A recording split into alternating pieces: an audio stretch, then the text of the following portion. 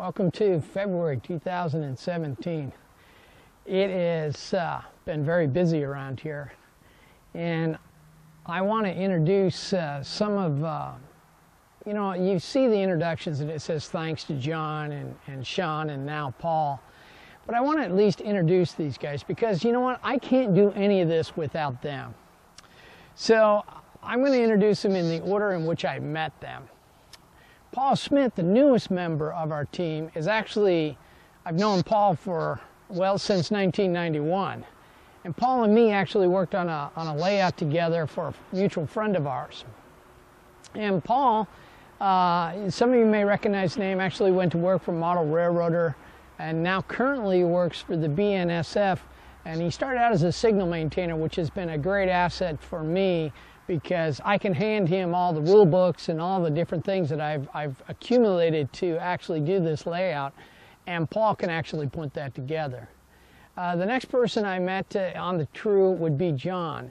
Now, I met John when he was actually still in high school, and John has kind of been dragged along. His specialty, to be absolutely fair, is computers, and John knows a little programming, very good with networks and computers and data management and electronics. And that's what I have him for. He really helps me out a lot in dealing with those type of things. And last is Sean. Sean actually came on board when we just started the Colorado Front Range. So he coming around here in May, when we started this whole project, Sean will have been, I've known Sean for almost 3 years. And let me tell you what, Sean is very good at track laying work. He's been fantastic in helping me getting that done. I've seen some of his modeling that he's done. He works in paper models, which is going to be really a great asset as we move forward, because frankly, a lot of this we're going to have to do by paper and those type of things, because that's the only way we're going to model actual structures as they are. So that's my crew, and many of you know I'm a microbiologist, but actually I've gone rogue, and now I work on robotics and electronics. So it actually, model railroading helped me get that job, and I really enjoy it a lot. So that's really what we've got for the talent level here. I know that both Sean, Paul, and myself have been modeling for well over 30 years, and some of us even 40 years. So that's kind of where we're coming from. And John is the new guy. He's our young gun here on this crew, and he's really very good. So that's what we've got for a crew. But that's not the only crew members. And in today's modern model railroading, we have lots of people that can help us out. We're going to show you some work that Ken Glover's helped us over in Longmont.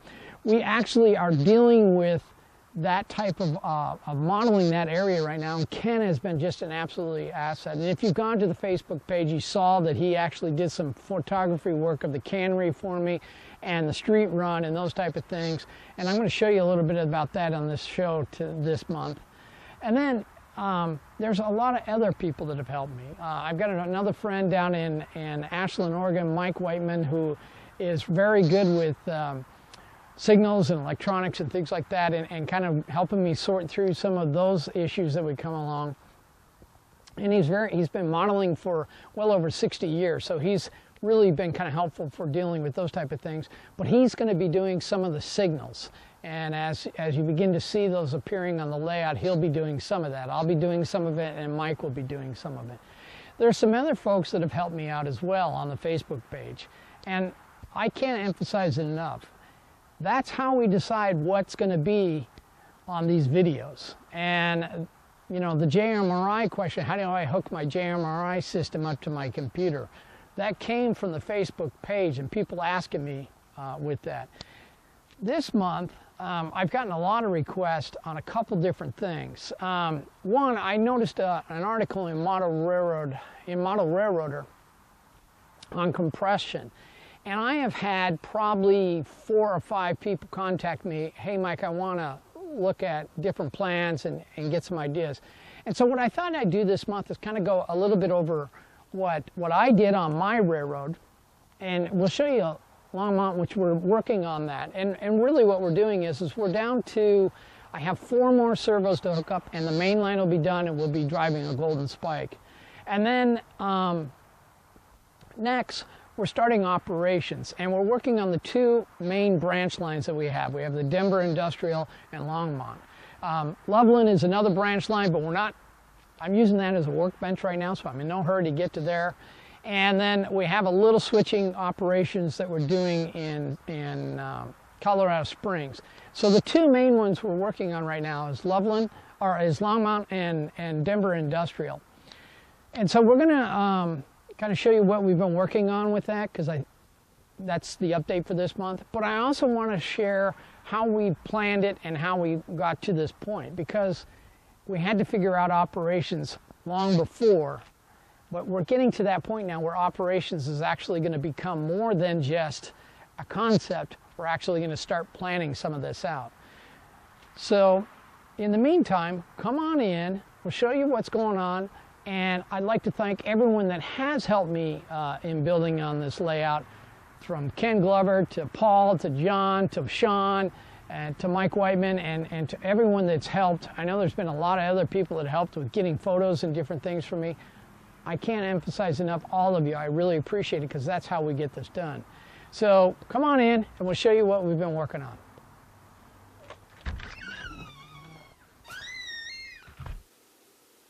There's one other person I need to give credit to, and I forgot.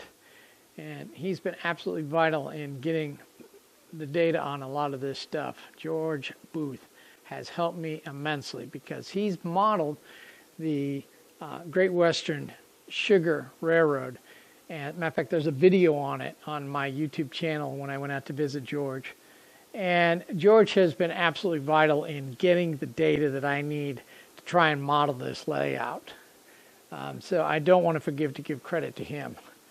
So we're going to take a look at this. This is Longmont as we're sitting in it right now.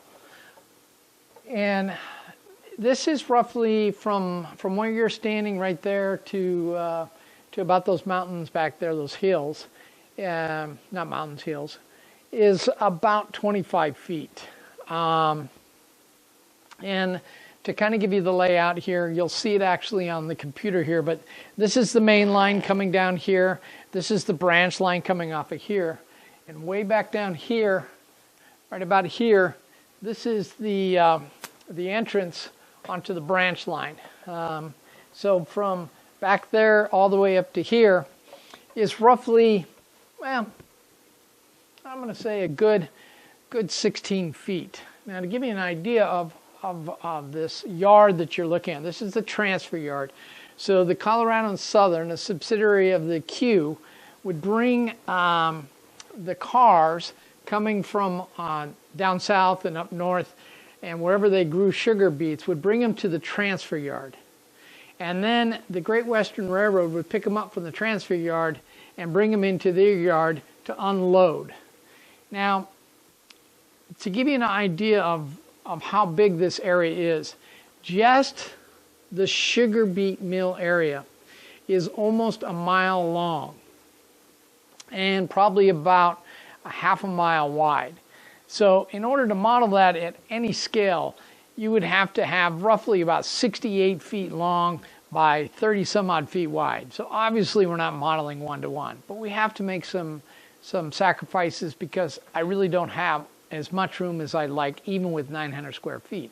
But I think this is a good representation, and we're going to show you on the computer what I went through in condensing and compressing and doing different things. Now originally the drawings had the transfer yard running parallel through here alongside the main line and the siding. But as Sean and me looked at it, we thought, you know, it would look better, which is always one thing you want to consider when laying track. Does it look better? This looks more like what the railroad would do. They would be fairly straight coming into here. Now, the original yard, the transfer yard, was alongside the main line going to Denver. Again, we're using a little artistic license you'll see on the computer. We decided to make it as a stub end yard, and you could bring a train into here, shuffle it around, and get it into the yard. The Great Western would actually come over and pick up the cars and drag them over to be used in the yard area. And they had a yard over there too. So I can't really do it all, but we're compressing.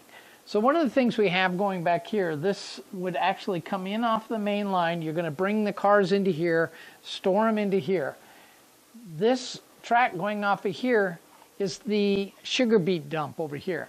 I'm going to show you a little bit on the sugar beet dump when we get to the computer, because George helped me immensely in getting this. Originally, I thought it was an elevated that went to like a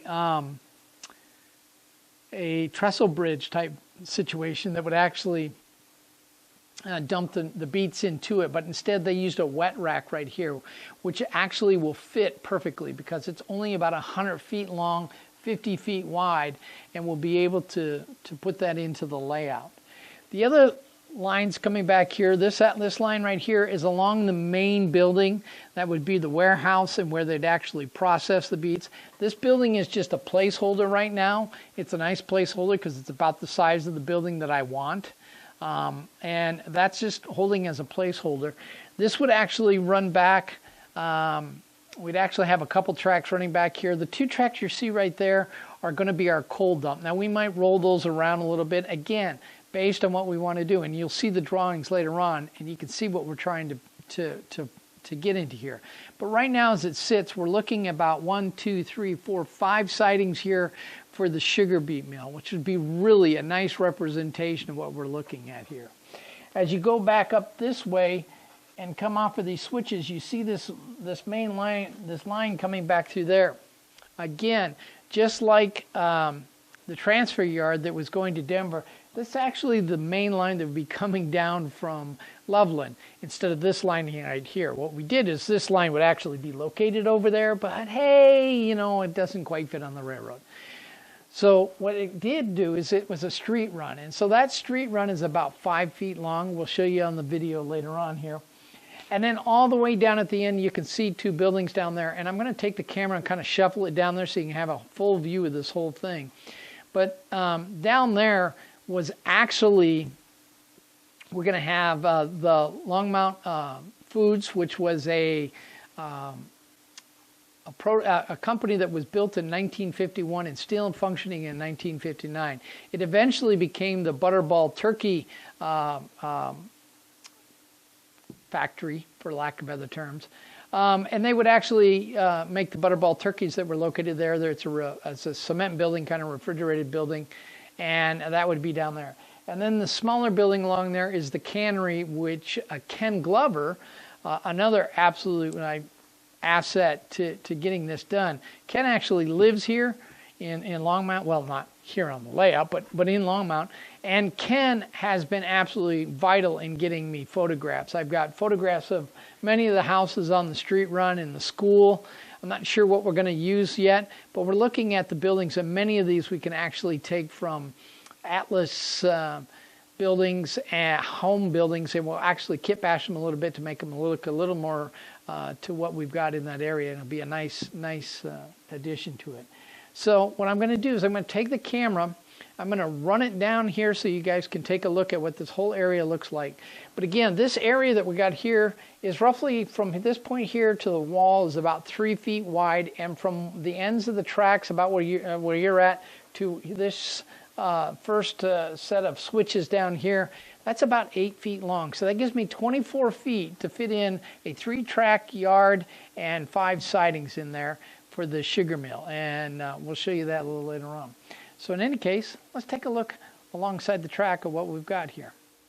Okay, so here we are. You're looking at the reverse way down through Longmont. You can see these are all number 6 turnouts. They're all hand built. Going down through here.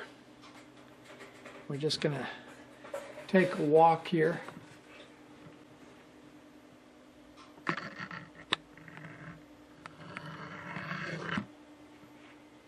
There we go. Let me get through here. You can see this coming into this area down here. Now down here, this is the turnout. And this will actually be the street run running through there all the way across And then this one right here will be the cannery. And then right down here, you can see I actually found the logo for the Longmont Foods, and that'll go into here, down into this area, into here. And then as this, of course, goes down and around the corner, underneath that hill's my staging yard. That goes right into Denver, right down there. So that's kind of what we're looking at. Okay, so we're going to discuss compression and how I designed it, the Longmont area. So here is a part of my master plan for my layout. And if anyone has any rail and they want to see the master plan, I'll be happy to share them with it. But and the reason why I say that is because this is just a PDF I pulled off. But if you look at my any rail plan, there's 9 layers and everything is listed out from electrical to lights to all those type of things, and give me an idea of what I planned out from it. But let's take a look at what we got here. So basically what you saw, this has been shifted. This is now straight, which left some more space in here. It actually sits kind of at an angle slightly, but not too bad. And this is what the plan looked like when we first started. And then as we begin to work with it, we kind of adjusted some. But the question then becomes, well, how did I make the decisions to go from these points right here? Well, one of the things I do is, and I just want to share, I did a video on this before. This is the U.S. Geological Survey. This is a department of the government that you paid for in your taxes, and you can get maps from here, and you can get them by different dates. So if I just type in Denver and hit enter, it's going to pull it in, and each one of these squares is a map. And as you draw into this, you can zoom in. Now, originally this used to be Union Station, which has been changed, but it is showing you what it looks like currently. You can actually go in and find the past maps. I used to do it this way, but they just came up with a new one that I like really well. This is the historical one. Unfortunately, being the government, they currently are doing some work on it, and it's down until the 21st of February.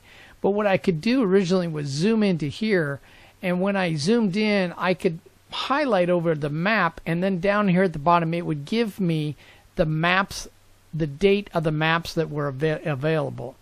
And I'll share this on the Facebook or on the video here so that you can have this link. But it would go in there and it would list all the different dates. And so because I'm doing 1959, I'm looking for maps that are probably ranging from anywhere from 1950 to 1962.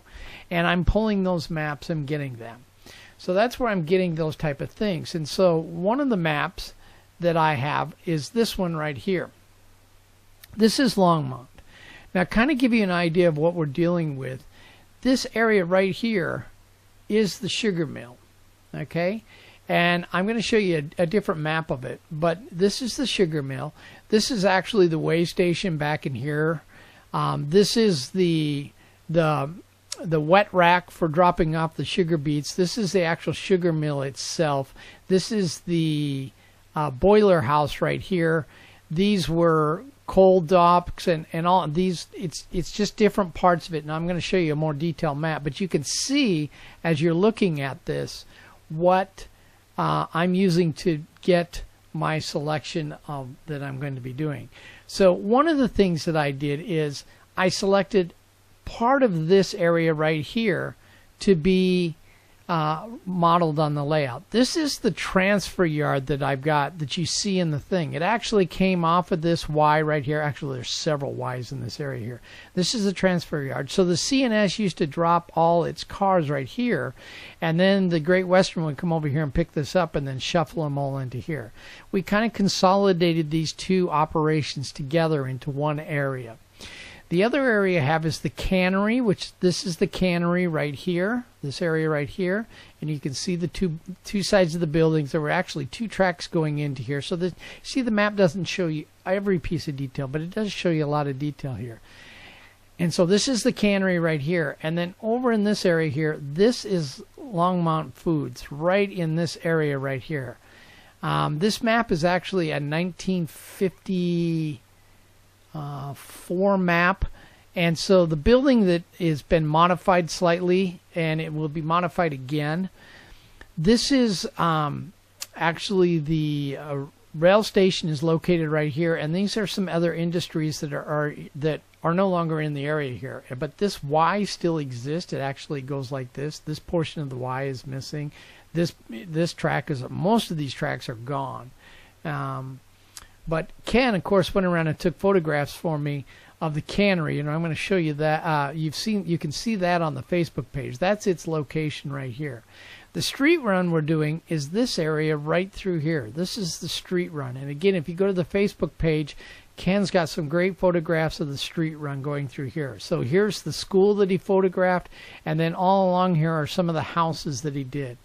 So when I looked at my drawings of what I was doing, this is what I've got right here. So I wanted to include this street run, which is the main line coming down. So this is the line coming from Loveland, and it actually comes through the street run. And then you have a Y. This goes off to Lyon, Colorado, which we're not modeling. And this then continues on, and this would head down to Denver through this route right through here. So what we did is we included this portion of the operation, this portion of the operation, this portion, and the street run right here. And that's how I came up with this. So I put the street run here. Here's Longmont Foods and the cannery. Here's the sugar beet mill and the transfer yard. And that's how I compressed that. So I kind of had to use a little artistic license to move this stuff around.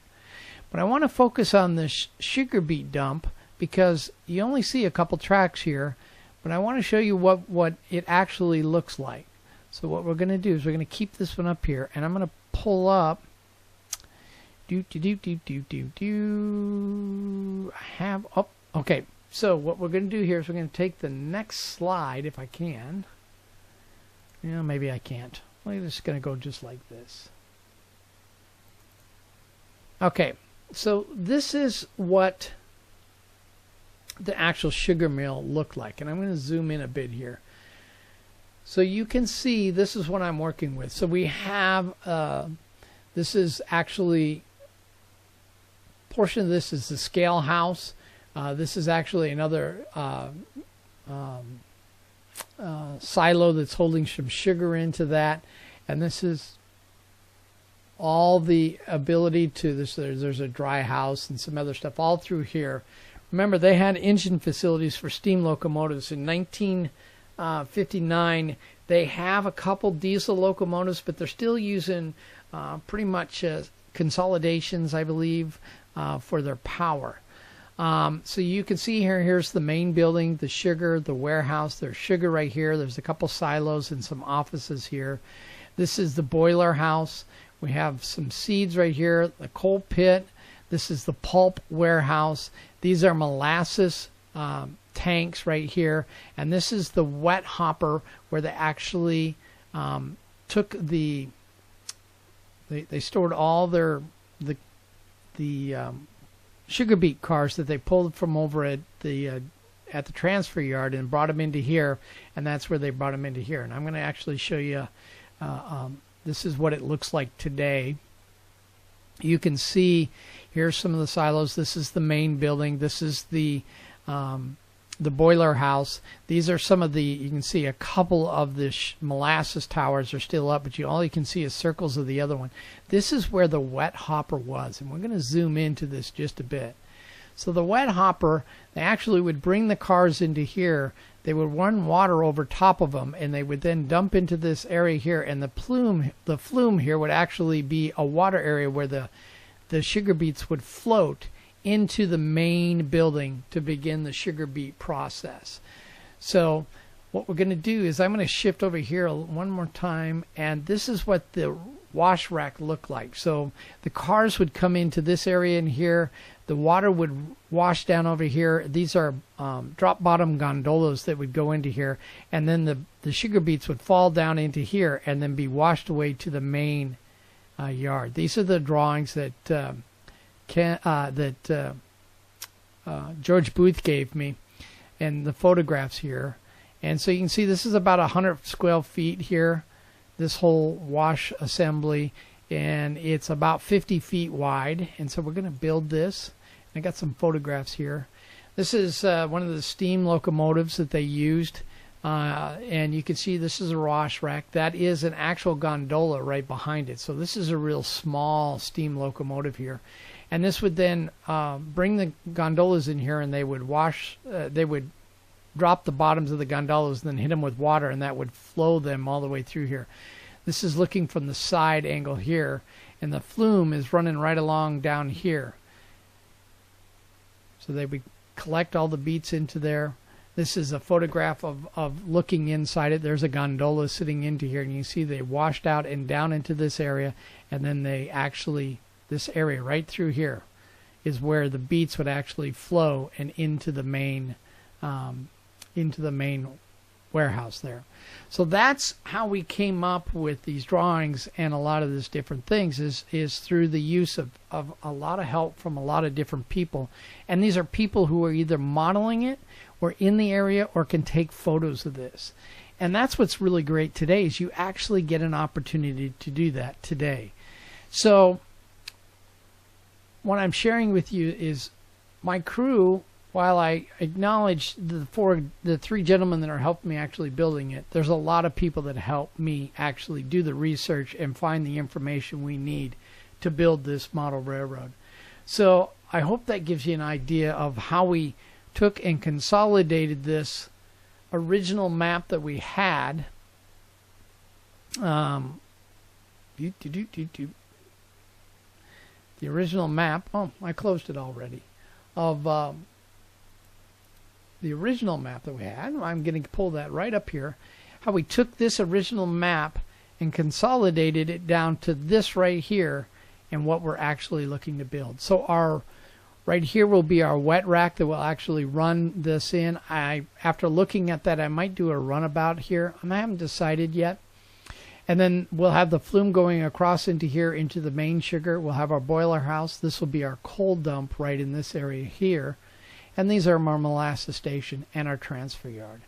And then as you go to Longmont and the cannery, you're going to do this street run going through here, which as you can see, this is almost 5 feet long going through here. Then we'll have the cannery right here and then Longmont Foods. So there you go. I hope that helps you out with how I compressed this scene, because in order just to do the Great Western Sugar Beet Mill here, I would need over 65 feet long to actually do a one-to-one. So that's kind of gives you an idea how we compress this just a bit. So in any case, I hope this was helpful, and we'll get back to you here in just a second. So that's this month's update. Kind of give you an idea of what we are working on. We're going to be working on, as soon as we get this this laid all out, and on the other side of this wall is going to be Denver Industrials over there. Once we get that laid out, the next step will be we will actually start our first operations. We're going to start working with the local trains. We're going to be working on developing a train and a plan for this branch line. We'll be working also on doing a branch line over at Denver Industrial. And then from there, we'll expand our operations. We'll begin to add through freights, some slow drags will actually stop in Denver. And then eventually, as we continue to move forward, we'll be adding Colorado Springs. And then finally, when we get most of this done, we'll add Loveland to the operations as well. And Loveland includes the Loveland Sugar Mill, which is going to have about twice as much space as this one. So that's kind of where we're at right now. Just giving you an update. again, if you're interested in anything that you want to find out more about that we're doing on the railroad here, or something you have a question about, by all means, let me know. I apologize for the delay in getting the next JMRI out. I actually ran into a technical problem that I had to send a command station back to go get some repair work. Once it comes back, we'll continue on in that series. Small little glitch. We'll get it fixed anyway. But don't worry about it. It'll be coming out pretty soon, and the next one will be on Decoder Pro. And so until next month, or the next video, whichever comes first, happy modeling.